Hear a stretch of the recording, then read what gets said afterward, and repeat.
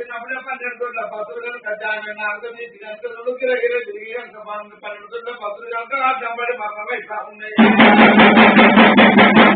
గంటల పసులు ఎప్పుడైతే మరణమైతా ఉన్నాయో 12 గంటల పసుల కాడ అది ఉంచింది కనుక దుర్గమ్మ మల్లయ్య కనుక ఆ రోజున్నాయి. ఒక్కొక్క రోజు 5 రోజులే కనుక మల్లమ్మ ఇంతవరకు రాకబాయి ఎక్కలేని ఆకలి కాబట్టి ఎక్కలేని దూప కాబట్టి అనుకున్నాడు. మల్లయ్య మూట నిలబెట్టిన సోనాల బాయి గడ్డెకి దుఃఖ కాపు మల్లమ్మ వస్తున్నారు కోరి మల్లయ్య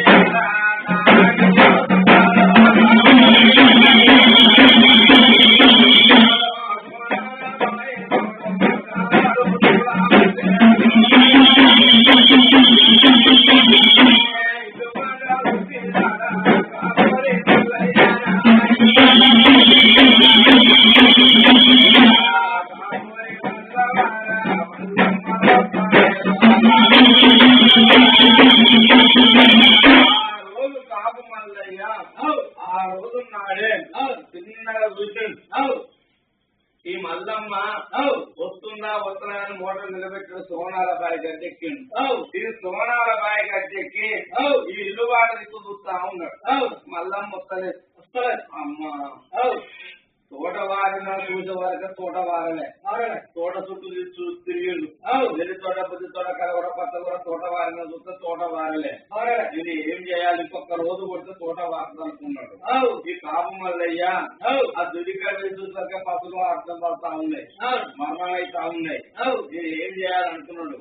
ఒక మూటకు 4 గంటలు ఎక్కిండు. ఈ ఒక్క మూటకు 4 గంటలు ఎక్కి ఆ పద కొడుతా ఉన్నాడు ఈ కాపు మల్లయ్య. ఇంకొక రోజు కొడితే తోట వాడుతుంది. ఆ రోజు అయితే ఇల్లు మాట పడుతుంది ఇంటికన్నా పోతా అనుకున్నాడు. ఒక్క మూటకు 4 గంటలు కట్టి కొడతా ఉంటే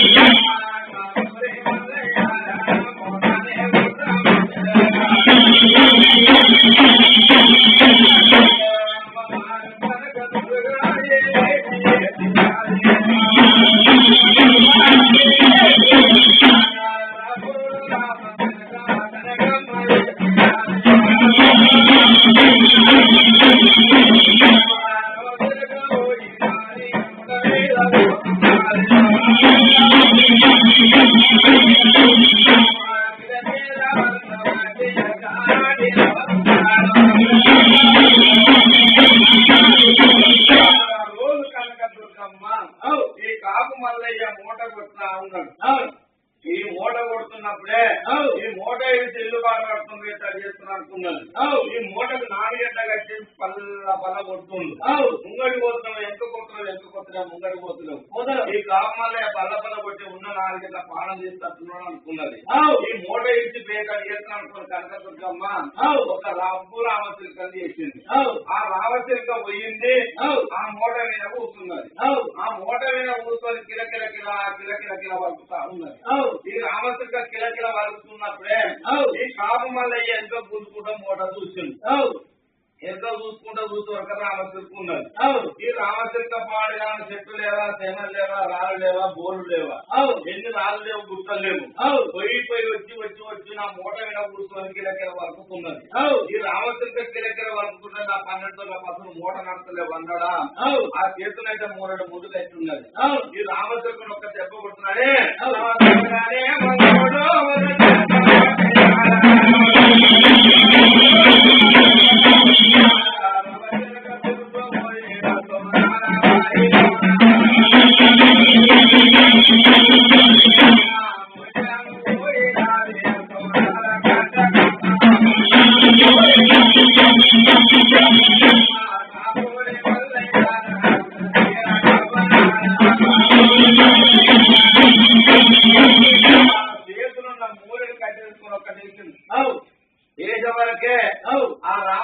తలకాయ చూసిపోయి సోనాల బాయిలో పడ్డది. ఆ రామచిలక మొండెపోయి సోనాల బాయి గడ్డ పడ్డది.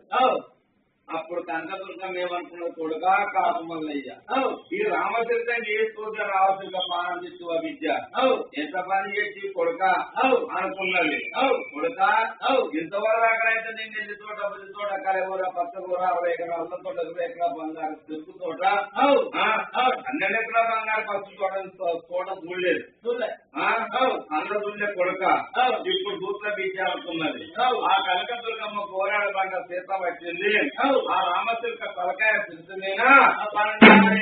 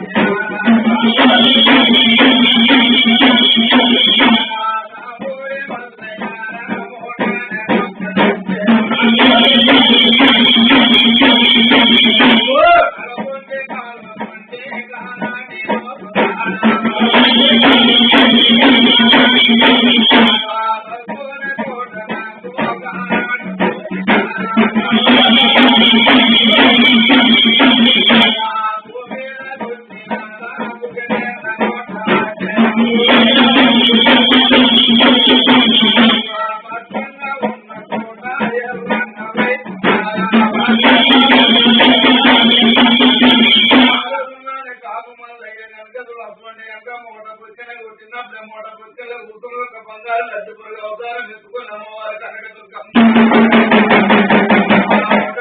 వెళ్ళబోతున్నప్పుడే కాలువ పండి పసుపు తోటలో పోయింది. ఆ రోజు నాడే భూములు వచ్చింది. ఆ పండుగ ఎంత కుక్కటలో కొట్టుకుంటే తోట తిరిగే వరకే పత్తి తోట కలగూర పచ్చ కూర రేఖలు అన్న తోట రేఖ తిరుగుతోట 12 ఎకరాల బంగారు పసుపు తోట ఎప్పుడైతే తిరిగిందో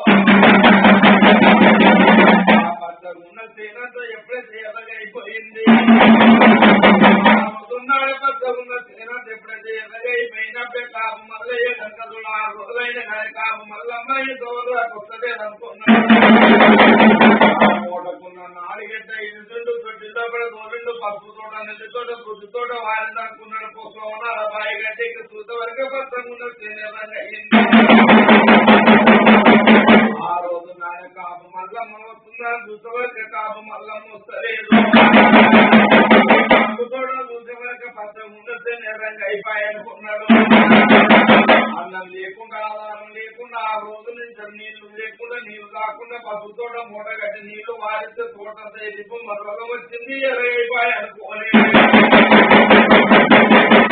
ఏమి చేయాలో దొరికే పోయి చూద్దామంటే 12 పసులు మరణం కాబట్టి పసుపు తోట చూద్దామంటే పచ్చగా ఉన్న తేనేమో ఎరగైపోవచ్చు. రాకపాయ కాపాలమ్మ ఎక్కలేని ఆకలి కాబట్టి కాలు చేరుకుంటా బట్టి ఎక్కలేని దుబ్బ కాబట్టి ఎక్కలేని ఆకలి కాబట్టి అనుకున్నాడు కాపు మల్లయ్య.